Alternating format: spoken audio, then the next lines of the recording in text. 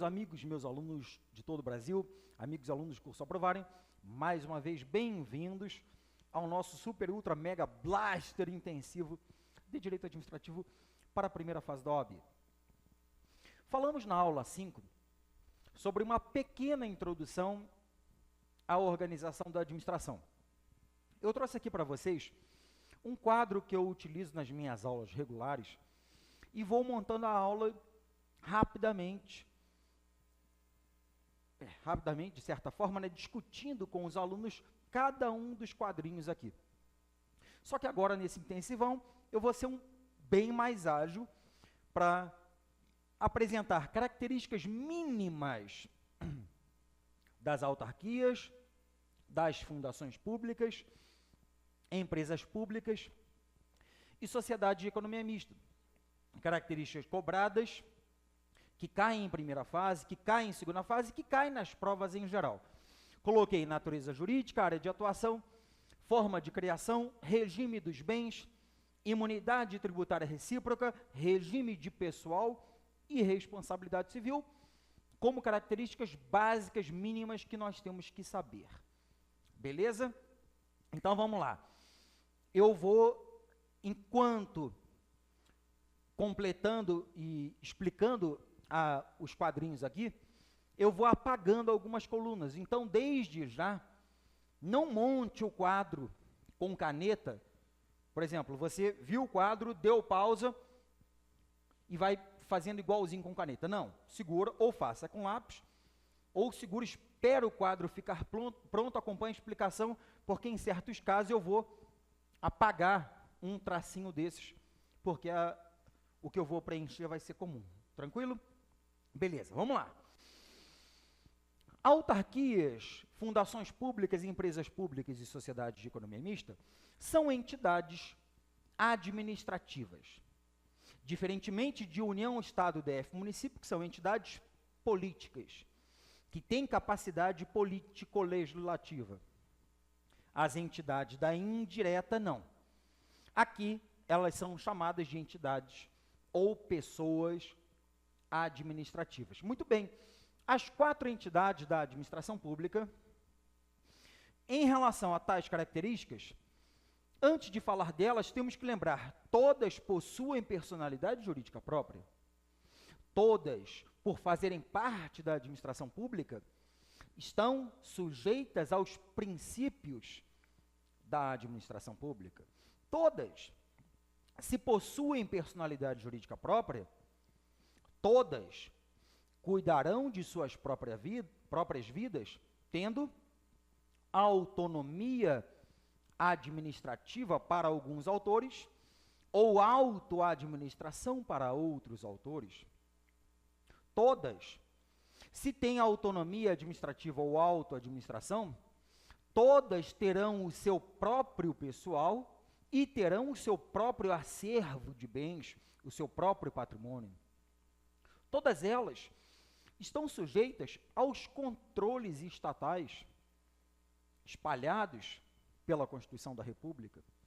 Todas elas, pessoas jurídicas, respondem pelos danos que elas e seus agentes causarem a terceiros. Todas elas estão sujeitas ao princípio da especialidade. Princípio da especialidade que vai dizer que esta criatura será criada para um fim especial. Esta criatura será criada para uma finalidade especial. Esta criatura será criada para um fim especial. Esta criatura será criada para uma finalidade específica. Ou seja, elas não são criadas para que façam qualquer coisa. São criadas visando a fins específicos. Princípio da especialidade. Então, a autarquia. Já falei na aula anterior, a autarquia, qual a natureza jurídica, qual a classificação que o direito dá para uma autarquia? A autarquia, na forma do artigo 41 do Código Civil, inciso 4º, parte inicial, pessoa jurídica de direito público interno.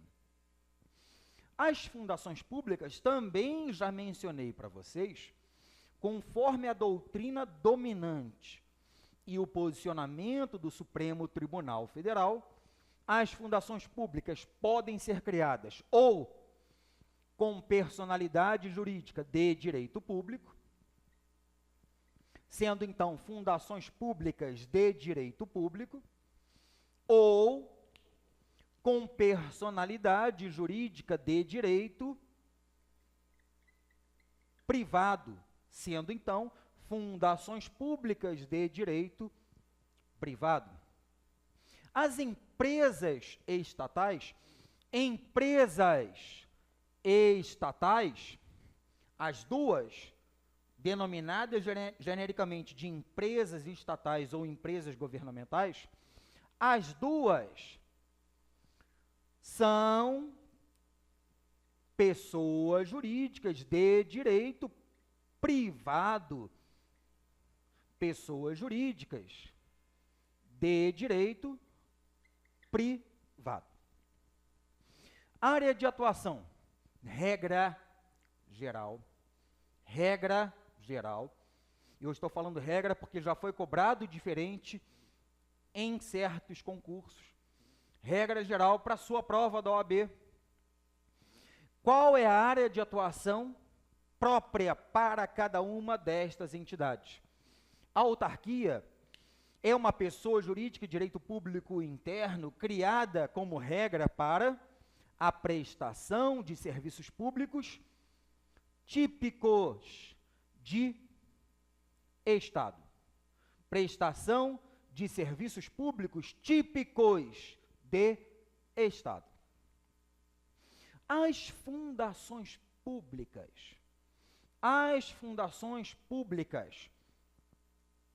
independentemente da natureza jurídica, são criadas para a prestação de serviços públicos na área da saúde, educação, cultural, científica, pesquisa. Então, percebamos que são serviços públicos de natureza de caráter social. Prestação de serviços públicos de caráter social, de natureza social. As empresas estatais, empresas públicas e sociedades de economia mista, regra, criadas, modeladas no texto constitucional, artigo 173, caput, parágrafo 1º. Caput que diz: regra, o Estado não pode intervir no domínio econômico, excepcionalmente nos casos de relevante interesse coletivo e imperativos da segurança nacional, o Estado poderá intervir no domínio econômico. Parágrafo 1º. As empresas públicas e sociedades de economia mista e suas subsidiárias terão uma lei regulando a atuação delas na exploração de atividade econômica. Então, regra, as empresas estatais são criadas eminentemente para explorar atividade econômica, exploração de atividade econômica.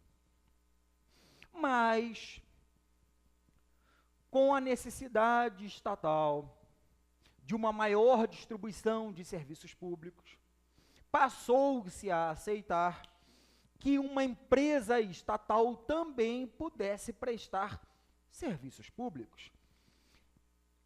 Então, podemos encontrar também uma empresa pública que preste serviço público, como, por exemplo, a Infraero, como, por exemplo, os Correios, como, por exemplo, o BNDES, ou então sociedades de economia mista que prestem serviços públicos, como, por exemplo, a CAERD, Companhia de Águas e Esgotos de Rondônia. Então, é possível que empresas públicas e sociedades de economia mista prestem serviços públicos ou explorem atividade econômica. Isto já caiu em primeira fase, com toda clareza. As outras não. Autarquias e fundações públicas prestam serviços públicos. Esta é a regra de praticamente todos os manuais. Forma de criação das entidades da indireta. As pessoas jurídicas de direito público, conforme eu já mencionei para vocês, são criadas por lei específica. Basta a publicação da lei, que trata de um único assunto, uma lei ordinária que trata de um único assunto, lei específica, que está criada a entidade autárquica. Da mesma maneira, as fundações públicas de direito público são criadas por lei específica. Aqui eu peço a vocês que leiam, por favor, o artigo 37, inciso 19 da nossa Constituição. Ele é o seu guia aqui. E as pessoas jurídicas de direito privado são criadas pelo registro. As pessoas jurídicas de direito privado são criadas com o registro do ato constitutivo no cartório competente.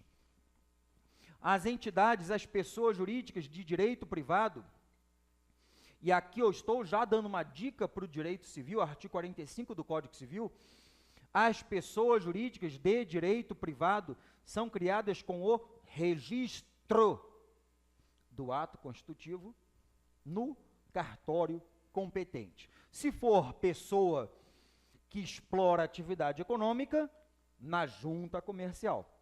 Se for pessoa que presta serviço público, atividade não econômica, no registro civil de pessoas jurídicas. Só que a Constituição impõe para nós que as pessoas jurídicas de direito privado, para que sejam criadas com o registro, antes tem que ter uma autorização em lei específica. Antes tem que ter uma autorização em lei específica. Antes tem que ter uma autorização em lei específica. Ou seja, para que se crie uma empresa pública, tem que ter uma lei específica autorizando a criação.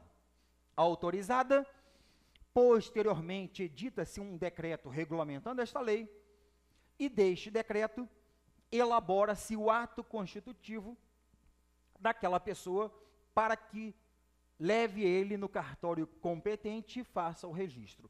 Só quando houver o registro é que nascerá a pessoa jurídica, a personalidade jurídica.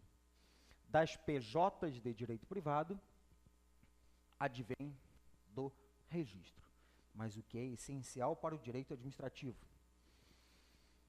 Para que se crie uma sociedade de economia mista, uma empresa pública, e de forma genérica no texto da Constituição 3719, uma fundação pública, tem que haver uma lei específica autorizando a criação. Perfeito? Lembrando que a Constituição não faz esta separação, hein? Regime de bens. A autarquia, tenho carros, prédios, computadores. Fundação pública, tenho armários, mesas, carros. Empresa pública, tenho prédios, computadores, máquinas. Sociedade de economia mista, tenho carteiras, cadeiras, bancos, carros, prédios. Ou seja, eu tenho o meu acervo de bens. Eu tenho o meu patrimônio. Coisas que compõem a minha estrutura. Qual foi a classificação que o direito deu para os meus bens? Vamos entrar no direito civil. Isto já foi pergunta de direito civil e também pergunta de administrativo. Artigo 98 do Código Civil Brasileiro, do artigo 98 até o 103. Peço a todos a leitura especial deste capítulo, que fala sobre os bens públicos. Autarquias, necessariamente por ser pessoa jurídica de direito público, terá, na forma do artigo 98 do Código Civil, bens públicos. Então, quando uma autarquia, como por exemplo o INSS, compra uma nova frota de veículos, todos aqueles carros, quando entrarem no acervo patrimonial da autarquia, serão classificados como bens públicos? Perfeito. Enquanto os carros eram da concessionária, eram da empresa privada, Volkswagen, Fiat, Ford, não importa a marca, eram bens privados. Porque diz o Código Civil, artigo 98, são públicos os bens das pessoas jurídicas de direito público interno. São públicos os bens do domínio das pessoas jurídicas de direito público interno. Os bens das demais pessoas, bens particulares ou bens privados. Então, pessoas de direito público, bens públicos. Pessoas de direito privado, bens privados. Esta é a dicção do Código Civil brasileiro. Estou seguindo a literalidade do Código Civil brasileiro, estou seguindo a literalidade do Código Civil brasileiro, que diz que as pessoas de direito privado têm bens particulares ou privados. O problema é, além da redação do artigo 98 do Código Civil, que diz que são bens particulares ou privados, os bens das demais pessoas que não de direito público, também já foi cobrado em primeira fase da OAB que os bens privados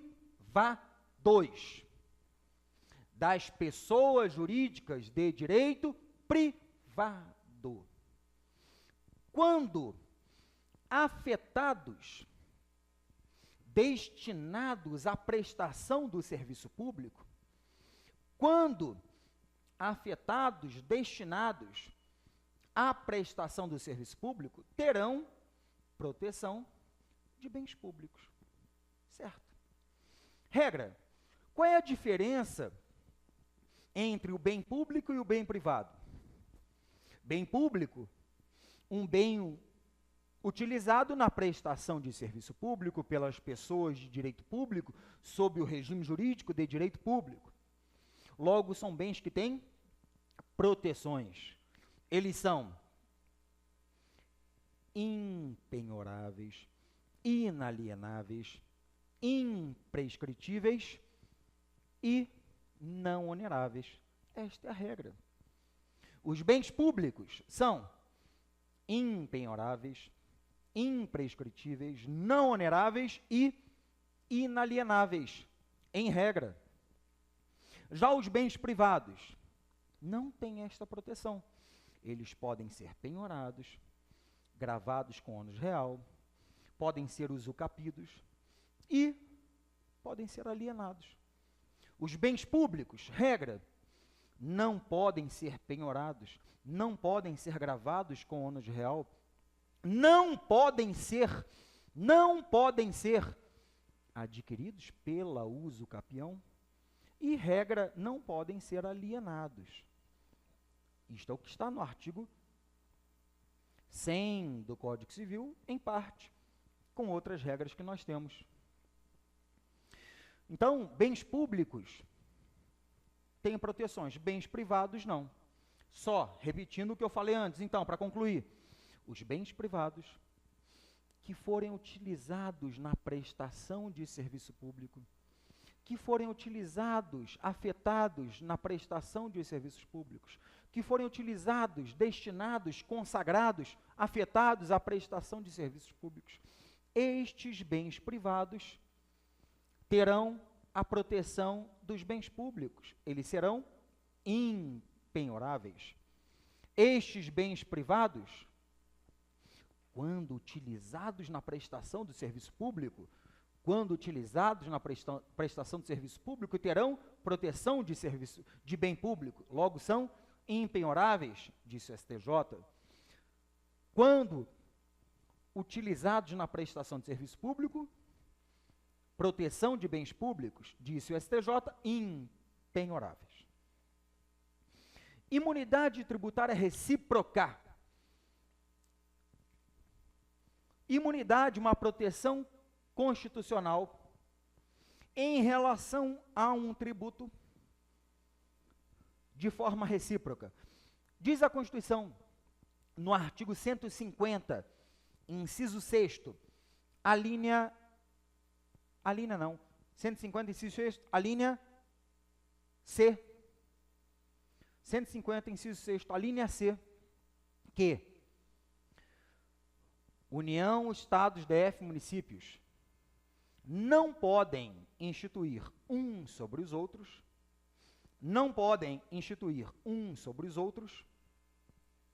impostos sobre patrimônio, renda e serviços. Regra está no artigo 150, inciso 6º, a linha C da Constituição da República, a chamada imunidade tributária recíproca ou imunidade tributária interfederativa. Muito bem, esta regra é para que os entes federados não tributem outros entes federados. Entre eles não pode haver tributação em relação a impostos sobre patrimônio, renda e serviços. Tranquilo. Pergunta eminentemente de direito tributário que pode respingar aqui para nós. As autarquias também possuem imunidade tributária. Sim, possuem imunidade tributária que foi dada pelo artigo 150, parágrafo 2º. Da mesma maneira, as fundações públicas também têm a imunidade tributária recíproca a ela estendida, qualquer que seja a fundação pública, também dada pelo artigo 150, parágrafo 2º da Constituição, que diz: a imunidade tributária de que trata o inciso 6º deste artigo, ela é aplicável e estendida às autarquias e fundações públicas no que se refere às suas finalidades essenciais e às delas decorrentes. No que se refere às suas finalidades essenciais e às delas decorrentes. No que se reporta ao direito administrativo, nós guardamos esta informação. Em relação ao direito tributário, há decorrências disso daí para os tribunais. Aqui para nós, então, uma autarquia tem um carro este que foi comprado por ela, entrou no patrimônio dela, virou um bem público. Este bem público tem um imposto, este bem público não, porque é bem público só porque é dela, né? Mas este patrimônio, tem um imposto incidente sobre ele. Imposto sobre a propriedade de veículos automotores, IPVA.